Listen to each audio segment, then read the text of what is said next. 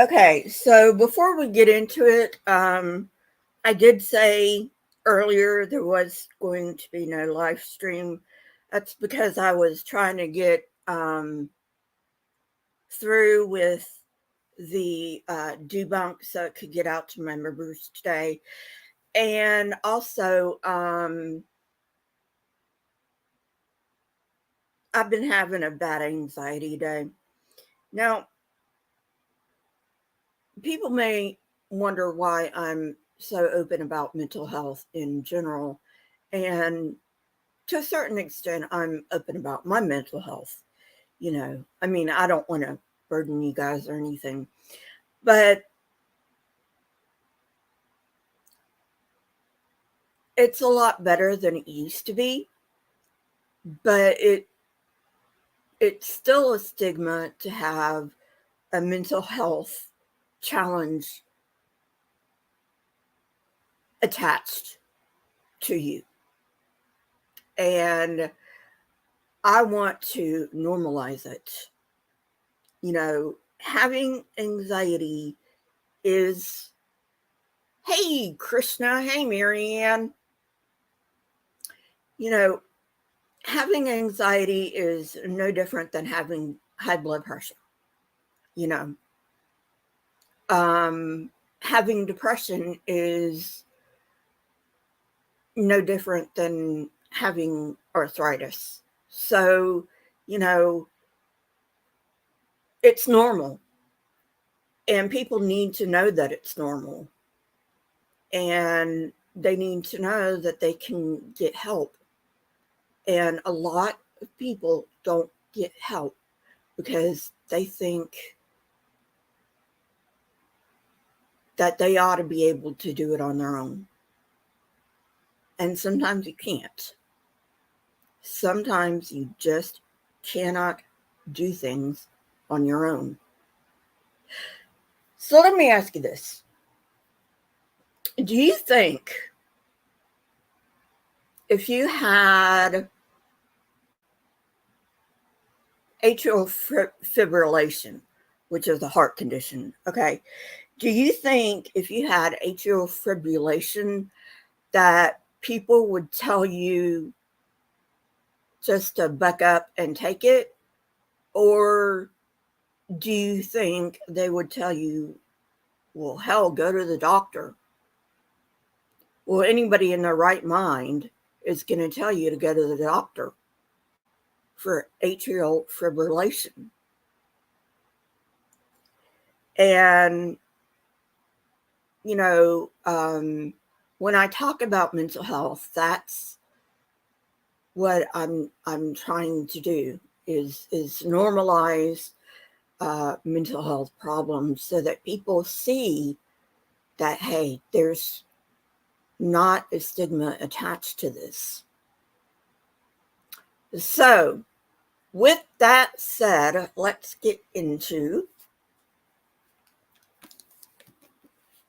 today's topic, which is paganism's influence on Christianity, which is a very hot topic. Yes, I know, Christians, you're not going to like this one at all. Feel free to leave comments because I'm sure you're going to be fuming at the end of this. But I got to tell you the truth. Okay? Because it's in my name, Lisa for Truth. And I'm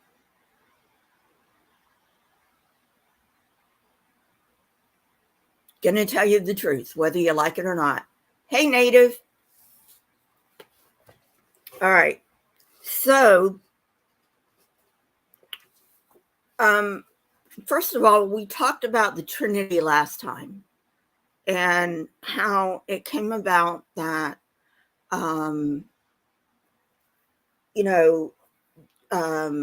Christians decided that Jesus was God, which technically makes them polytheistic. Technically, Christians are polytheistic, unless you get an Arian Christian. And yes, there are some Arian Christians still around. So unless you're talking to an Arian Christian, If you're talking to a Trinitarian, they're technically polytheistic.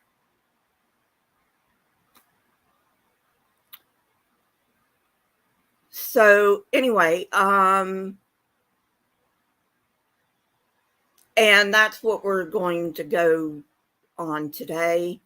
We're going to continue that theme, but go into how paganism, particularly the Greco-Roman pantheon, affected the Christian faith.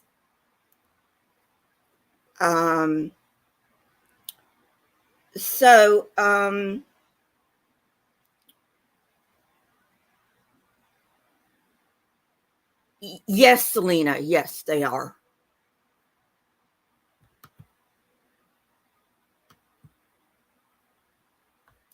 So,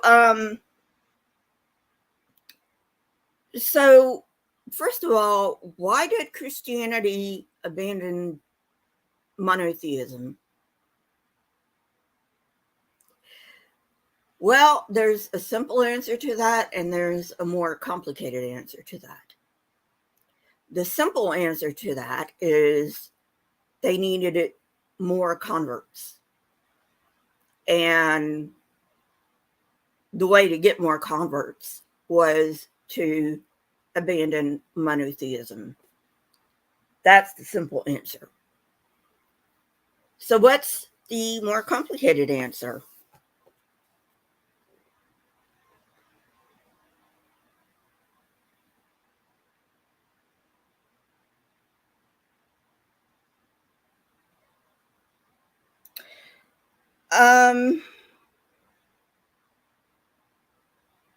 Well,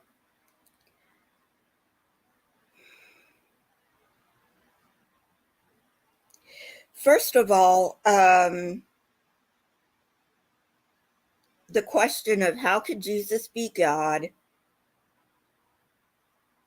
yet created, subordinate, yet divine, inferior, yet exalted. And this was a question that the church, had to come up with an answer to, you know.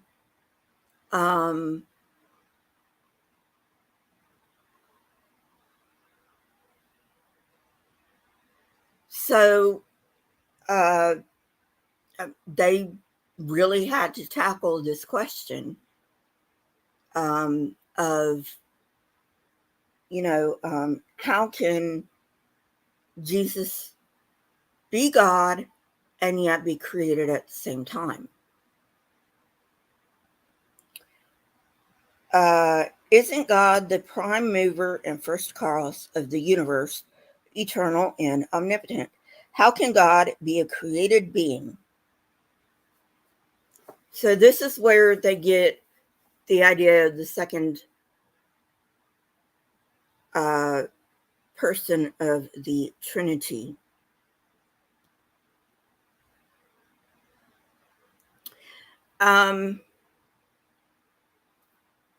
Oddly enough,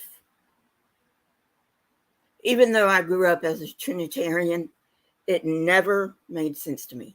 Never. And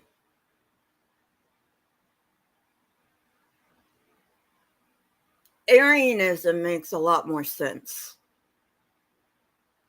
than Trinitarianism. And Arianism is basically the idea that Jesus is the Son of God. He's the firstborn. In other words, God created him first and then created everything else through him.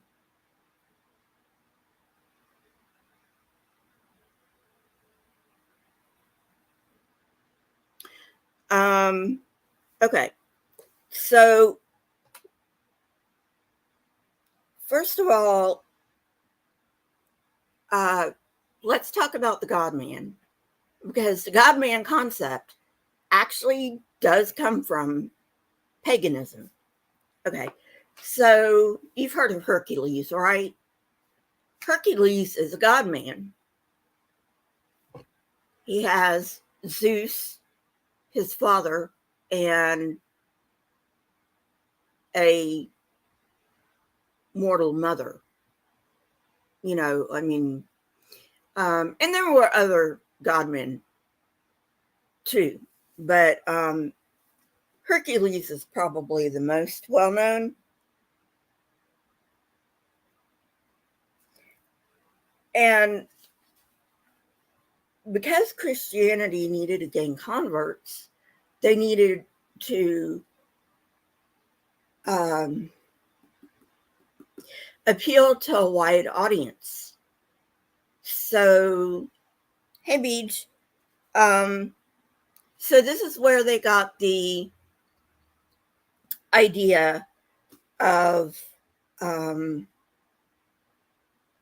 three gods in one.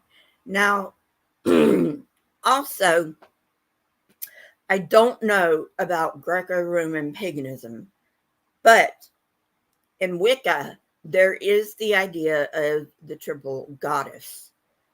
But the triple goddess is not, and I reiterate, is not the concept of the Trinity just put into Christian terms. So the triple goddess is basically in European Wicca, the goddess is associated with the moon. So you have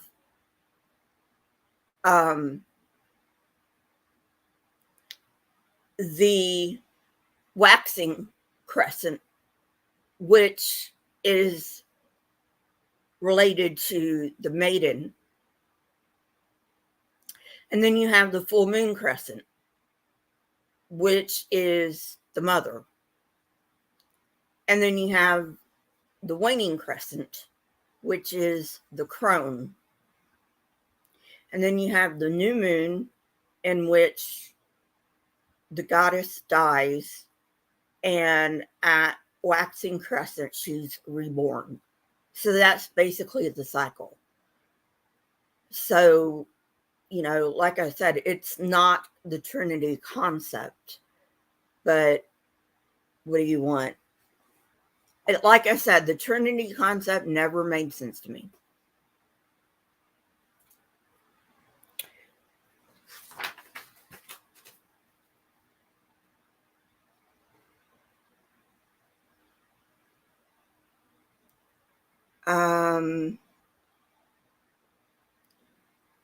Okay, so let's go back to the monotheism. You know, paganism never said, ever, that you have to worship our gods. What happened with Christianity, why Christians were persecuted when they were, and they were not always persecuted. Okay, that is a Christian myth. They were not always persecuted. And the Nero thing, Nero just needed a scapegoat. Okay, all right, moving on. They were not always persecuted. In fact, most of the time, Rome didn't give a damn. But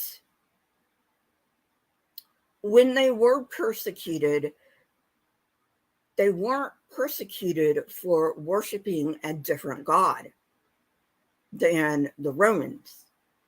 What they were persecuted for was not paying homage to the Roman gods. Now, when the Jews went to Rome for protection, they made a deal with the Romans that you basically give us our religious freedom. You respect our beliefs, our monotheistic beliefs. Don't force us to worship other gods. And the Romans were okay with this. So if the Christians had done the same thing, Rome would have been okay with it. It wouldn't have done any, they wouldn't have had a problem with it. The thing was that the Roman emperors of the time were very paranoid. And back at that time, in order to be an emperor, you had to be paranoid. Because you had enemies behind every tree, basically. And any secret meeting was thought of them to be treasonous, like plotting to overthrow the empire. Which, when the Christians were persecuted, and like I said, they were not as persecuted as they will have you believe. That was never the case. Like I said, most of the time, Rome couldn't give a damn. But when they were persecuted, that's the reason they were persecuted. If they had gone to Rome and they said, look, we only believe in one God, and we want to worship this one God, they probably would have been okay.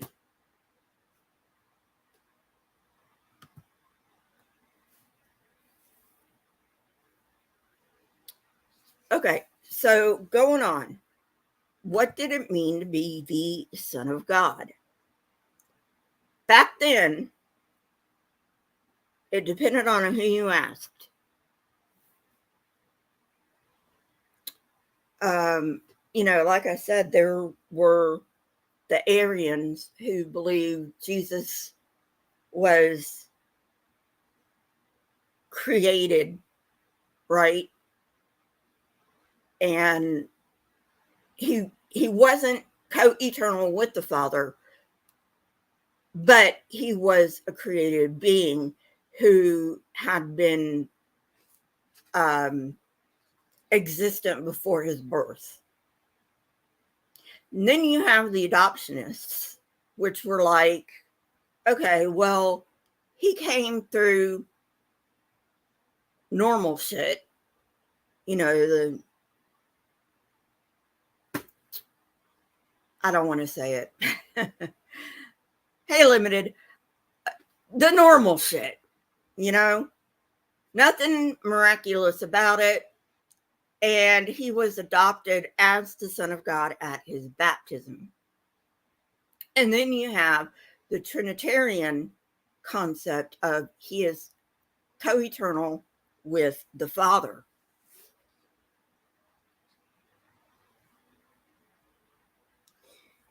Now, the Jews do have a term, Son of God. And surprisingly, you can find it in Tanakh. There is Son of God in the Tanakh. So, what does the Jewish Son of God term mean? Good question.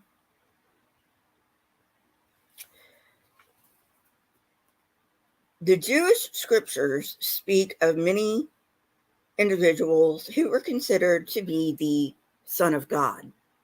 Okay. The most famous of these individuals were the kings. The kings were said to be the Son of God.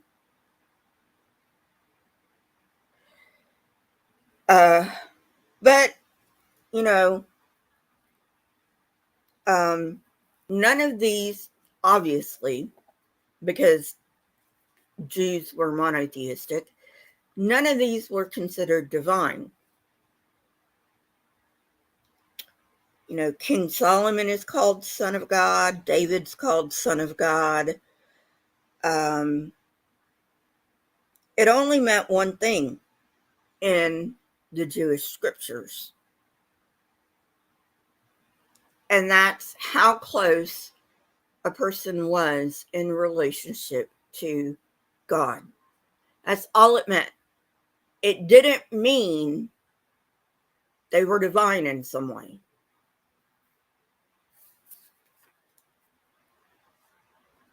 Okay, so Jesus is frequently called Son of God throughout the New Testament. We already know that. And many of Paul's epistles also refer to him as Son of God. Now remember, Paul's epistles were the first of the New Testament to be written, but it's very unlikely that Paul thought Jesus was literally the Son of God. Okay, keep that in mind.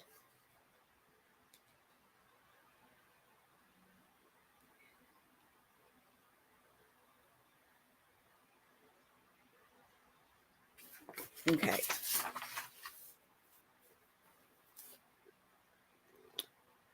So the question the Christians were grappling with was, what did it mean to be the Son of God to pagans? Because remember, they're trying to get converts to their religion. So they've got to appeal to as many people as they can.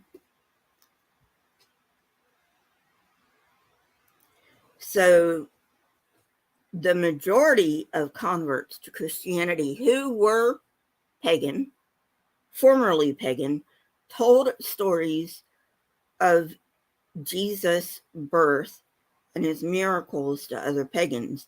They had no difficulty understanding what it meant. Jesus himself was a divine man who came to earth. These people believed that sons of God were part human and part divine. Remember Hercules, the example I gave at the beginning? Half human, half divine. There was none of this all human, all divine. The pagans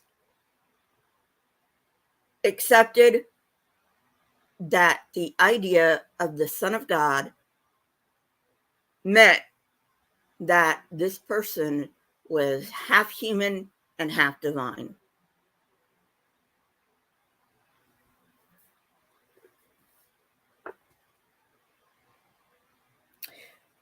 So we've covered what Son of God meant to the Jews, and we've covered what Son of God meant to the pagans. Sorry. I'm taking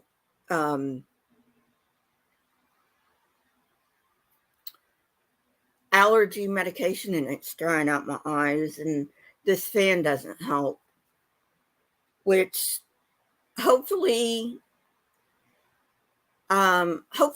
next month it'll start getting a little bit cooler and I won't need the fan as much.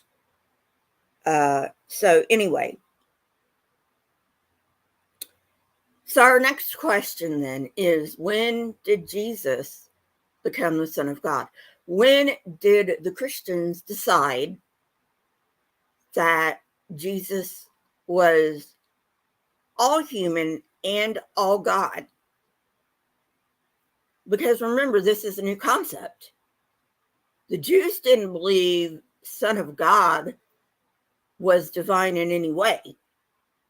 And the pagans believed it was Son of God's, the sons of God were half human, half divine. So we got to figure out where this concept came from, you know. And that's where the monotheism comes in.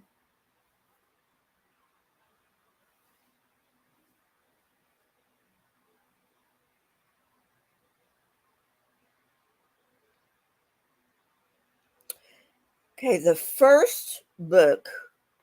very first book of the New Testament was written around 50 CE.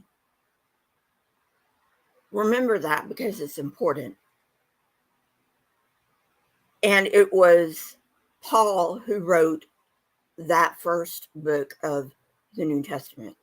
And Paul himself said, I was never an eyewitness of Jesus. So no book in the New Testament is an eyewitness account of Jesus. If somebody tells you that, they're full of shit.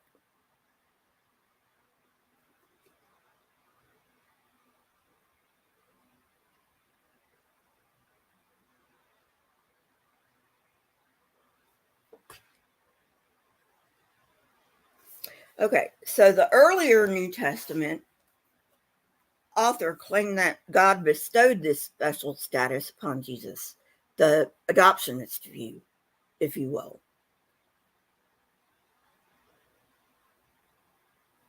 Yeah, that is kind of funny, Beej. How can you give up your divine status? Okay, so in the earliest New Testament documents, Paul's writing, we don't see Jesus as being divine. We just don't. And you can even see this in the Gospels where Jesus prays to God. Who's he praying to? Is he praying to himself? Why would he need to pray to himself? Makes no goddamn sense, does it? Makes no goddamn sense. And another thing is, he said, I ascend to my God and your God. Okay. If Jesus is God, then why does he have a God? Does God have a God?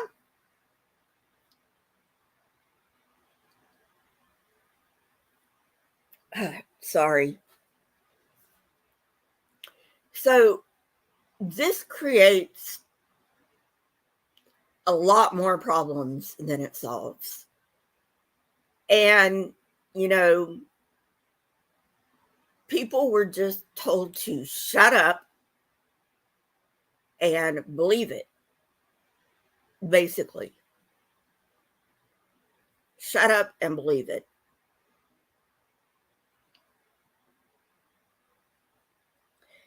The book of Romans, written around 55 CE, in Romans 1 3-4, it says, concerning his Son, Jesus Christ, our Lord, which was made of the seed of David according to the flesh, and declared to be the Son of God with power. Declared to be. Didn't come into this world as the Son of God. Declared to be the Son of God with power, according to the Spirit of holiness, by the resurrection from the dead. So here, Paul is clearly telling us that he believes that Jesus was not declared the Son of God until after he arose from the dead. That's what it says. If you don't believe me, look it up for yourself. I'm reading it right off the page. If you disagree with me, take it up with your God, okay? Now, I had someone ask me about, well, people were calling God Lord in the Old Testament, and they called Jesus Lord in the New Testament. And That kind of caught me off guard. It shouldn't have, but it did.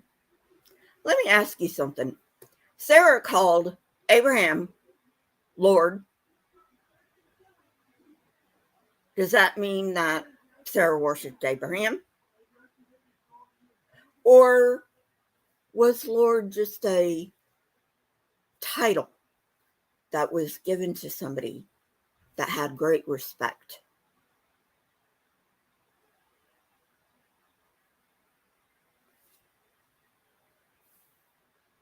So remember that, Christians, the next time somebody brings up that particular argument, remember, Sarah called Abraham Lord.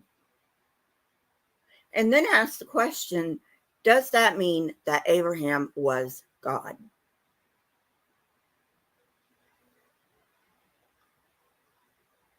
According to Paul, Jesus was a human whom God empowered to do great works. Just like Ezekiel, I don't think Ezekiel did any miracles, but, we're not getting into that today. Just like Ezekiel, just like Daniel, just like Hezekiah, Paul believed that Jesus was empowered by God to do miracles. And remember, when Jesus was here on earth, if he was, and that's another can of worms I'm not going to get into right now, he said, I can do nothing of myself, but that which I see the Father see. But that which I see the Father do, that is what I can do.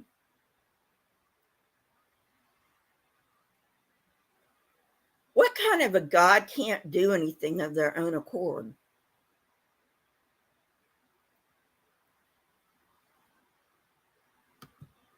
Yes, Selena, yes, he was.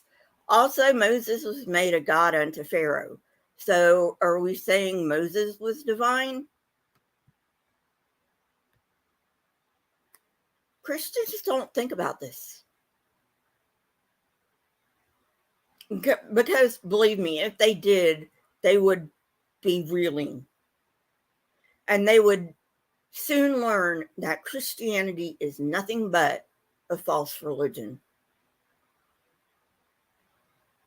And they would leave their churches in droves. They're already leaving, by the way. They're already leaving.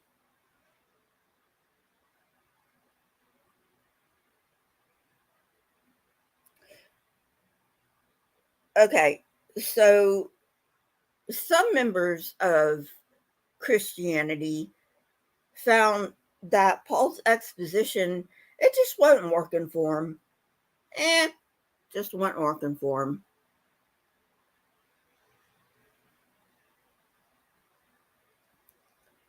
So instead of following Paul, who clearly said that Jesus was made the Son of God, followers suggested that Jesus, not all followers, some followers suggested that Jesus must have been the Son of God during his public ministry, not just after the resurrection. So this is where the adoptionist view of he was adopted at his baptism came from. So Paul said he was adopted after his resurrection. Then it went to he was adopted after his baptism.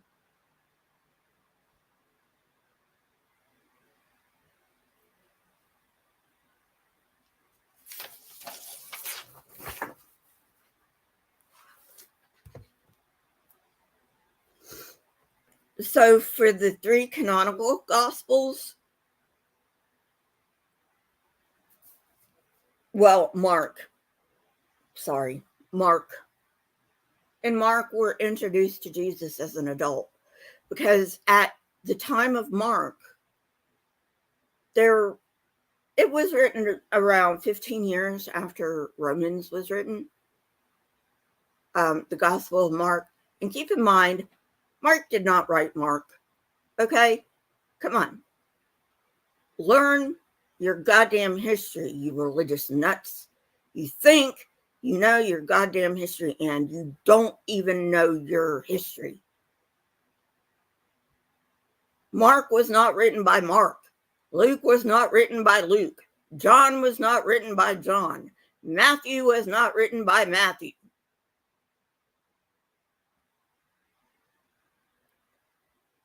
So the first gospel to be written, which was the Gospel of Mark, introduces Jesus as an adult.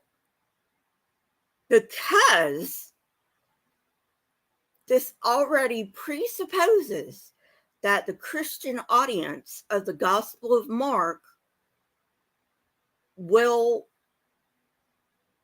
think of Jesus as being adopted after his baptism, at the beginning of his public ministry, which is why Mark begins at the beginning of his public ministry and not the infancy narratives.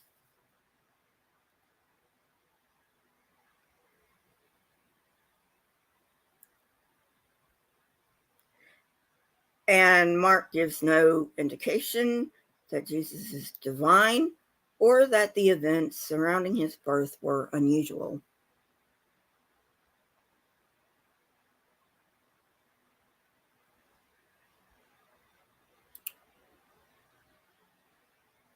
So, if Jesus was divine, why didn't Paul say that?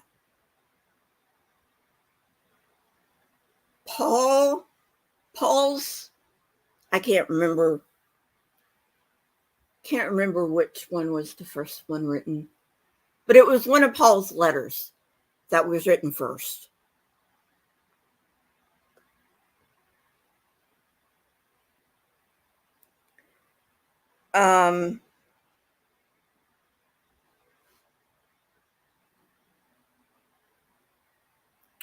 Okay. Then we have, "This is my beloved son in whom I'm well pleased." Every Christian knows that line. In Mark, this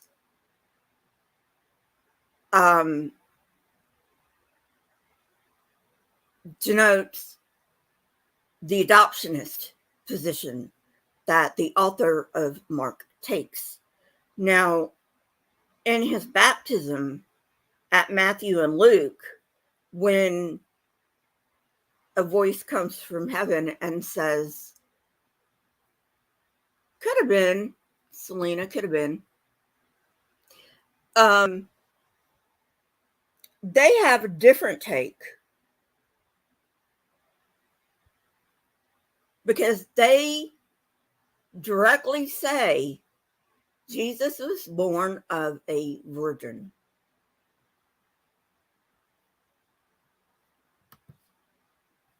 So they have to obviously have a different take about his baptism.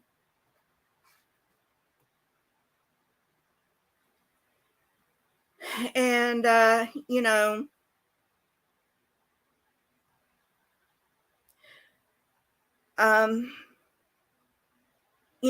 what? I'm sorry to do this, guys. My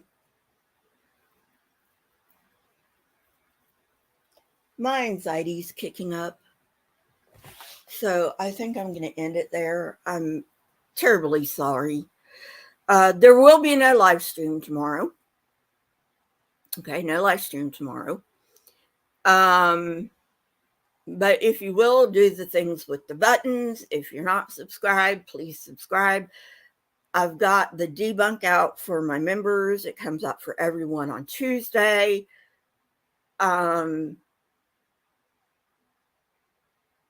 If you are financially secure, please consider becoming a member. You can become a member for as low as 99 cents a month. And I think I have a live stream scheduled for Tuesday. So if I do indeed have a live stream scheduled for Tuesday, I will see you then. Bye.